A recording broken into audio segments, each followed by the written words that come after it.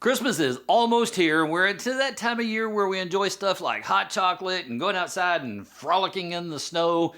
Unless you're in the South, we frolic in the humidity. But anyway, today we've got a project for you that's perfect for decorations or maybe gift giving, whatever it is that gets your sleigh off the ground. That's coming up. Hello everyone, my name is Daniel Reach. This is Weaver Leather Supply. Today, we're going to be working on a project that can be adapted to any gift-giving occasion. It's one of my favorite beginner projects for that reason. Doesn't matter if you have a sports fan in your life or maybe it's, you just want to do it for fall. This project is going to work for any of those gift-giving occasions. Now this time, we're going to be doing something for Christmas. So what is it we're actually going to be doing? Well, we're going to be making a mug hugger. In fact, we're going to be making kind of a Christmas scene mug hugger. It's got gingerbread men and snow on it, and it's kind of got an icy feel to it with the blue border on it. But that's what we're going to be working on today. And in fact, I made this pattern big enough that it would actually probably fit something as big as like a small peanut butter jar. So if you want to adapt this to something besides a mason jar, you can definitely do that. But if you go that big, I probably wouldn't put a handle on it. That'd be a lot of hot chocolate. After we take care of the prep steps, the first order of business is going to be just to cut it in. And as always, I'm going to start with the tooling window and then move over to the main design.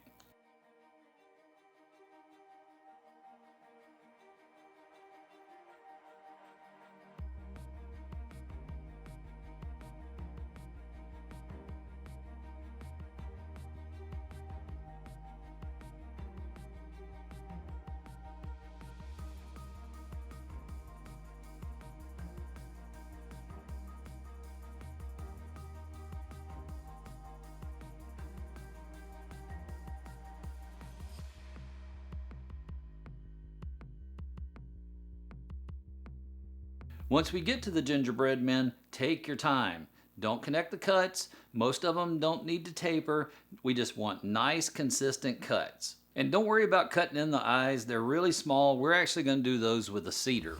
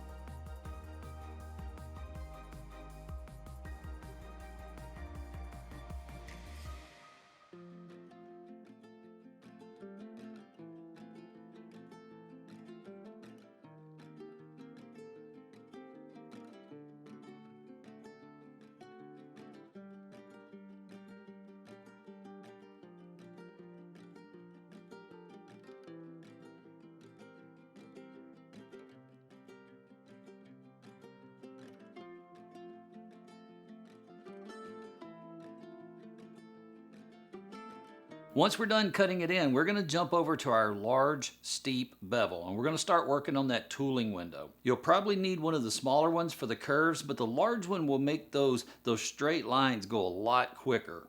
Just remember to go as slow as you need to go to get that smooth, consistent bevel. You want to overlap by at least 50%.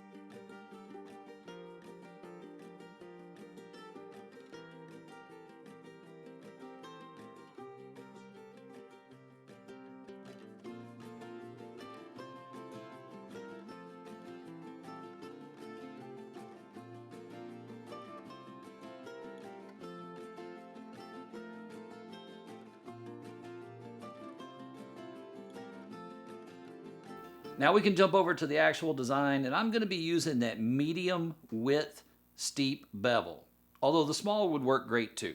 So I want to point out a couple of things real quick. Number one, I'm staying on the outside of the gingerbread men. And number two, I'm not going all the way around. I'm essentially working the gingerbread man person's left side, depending on how you look at it. And once I get that side done, I'll flip it around and I'll do the other side. It'll just help the whole process to go a little faster.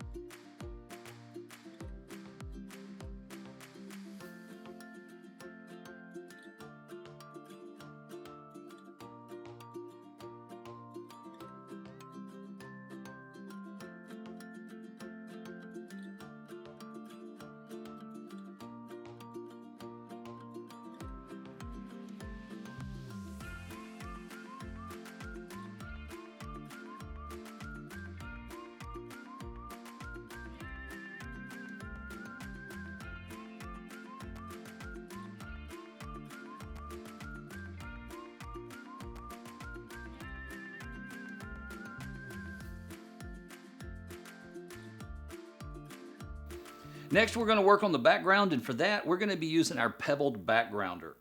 Typically, it would indicate pebbles, but in this case, it's going to represent falling snow.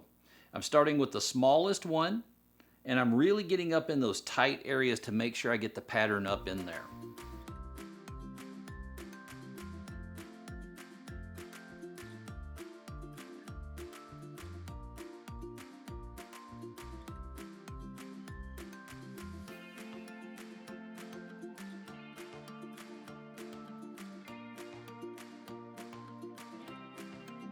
And keep in mind, we want to keep these impressions somewhat light. We want it to look like snow that's slightly out of focus.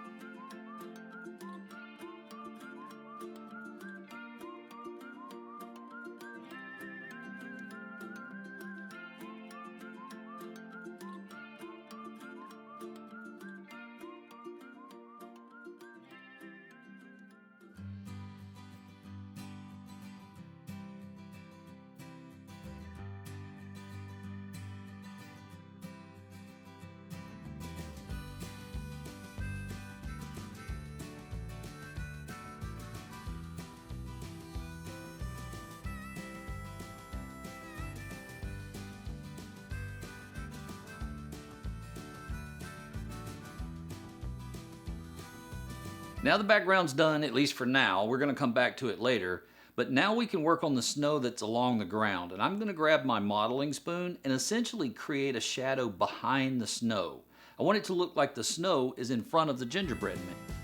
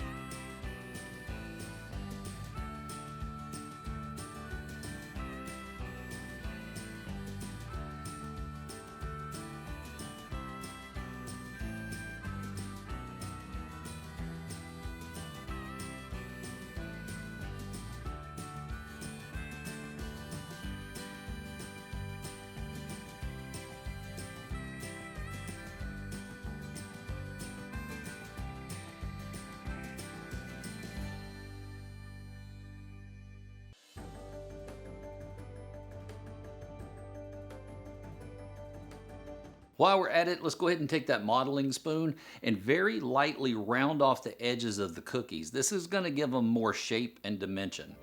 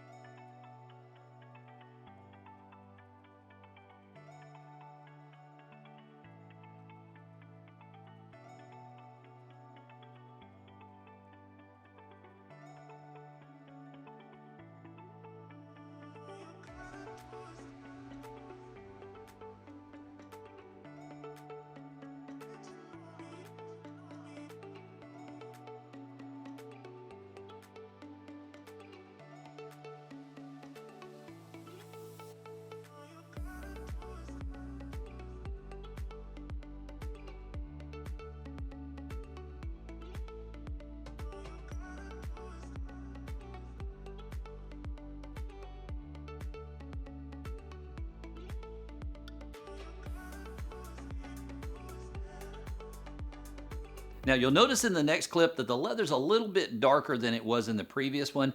The leather was just starting to dry out, so I needed to case it again. But we're ready to go ahead and grab our cedar and put those eyes and buttons in. Just grab the smallest cedar that you've got. We're going to use that for the eyes. Then something that's approximately the right size for the buttons. We're going to use a cedar for those as well.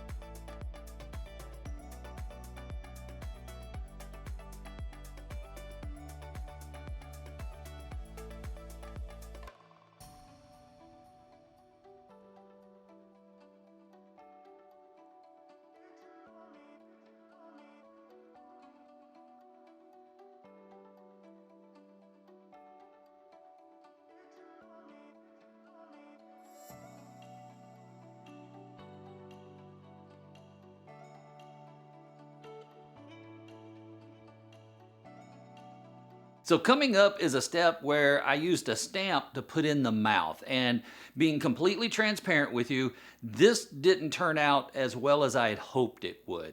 I wanted to keep it nice and simple so that when you're doing it at home, it was as little work as possible, maybe just a single stamp. I used a camouflage tool, and in hindsight, it didn't turn out the best. But, you try new things and hopefully it works out. So, this time it didn't. What you gonna do?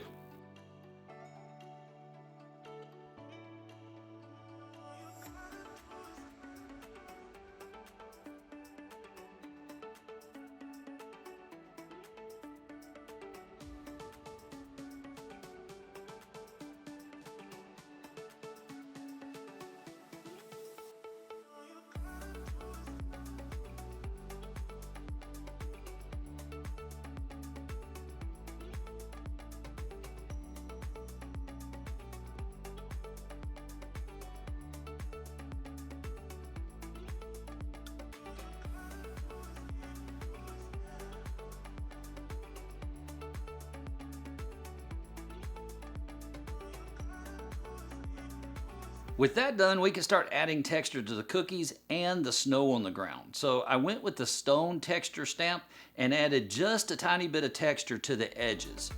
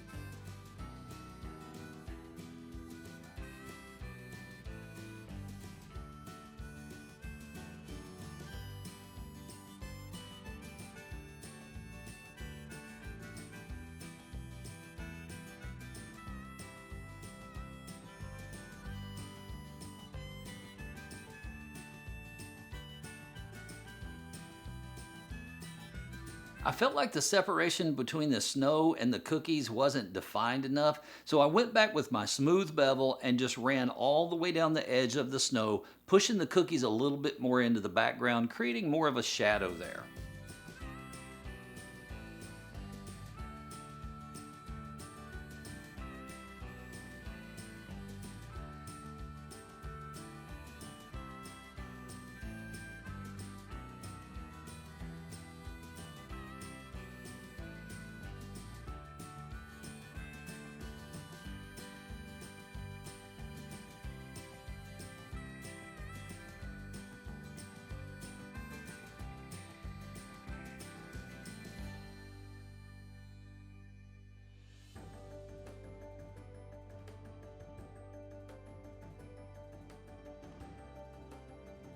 While we're at it, let's go ahead and take the smallest smooth bevel that we have and go right around the edge of those ornaments and anything on the cookies like, snow or bow ties or the heart or anything like that. Let's go ahead and bevel those in.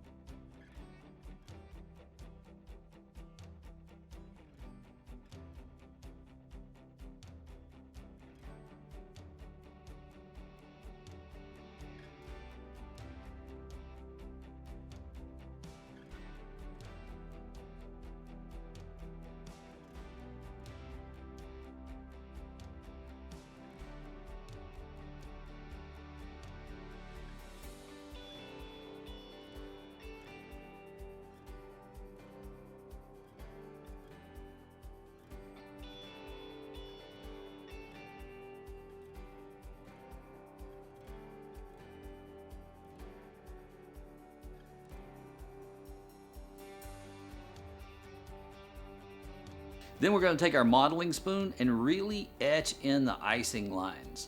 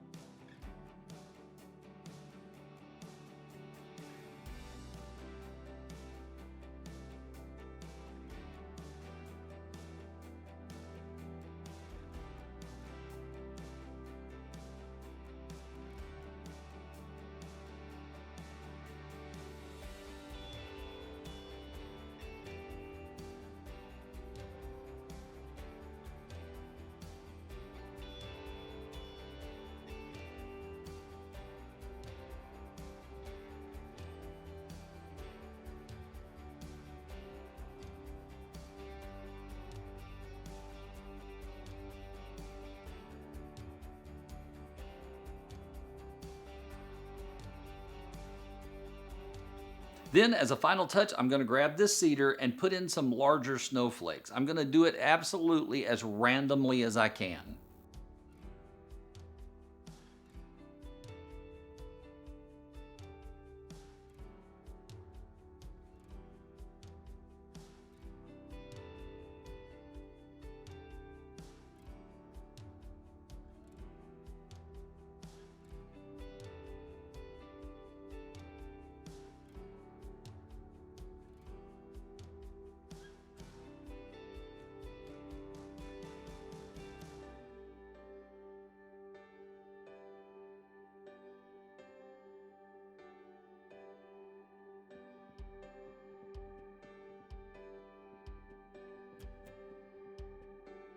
Well, the tooling portion is done. Next time, in the next video, I'm going to show you how to create this kind of hazy, snowy effect using a wash. I'm going to show you how to make the gingerbread people pop, and we're going to put it on the mason jar. But that's going to do it for this video. I will see you in the next one.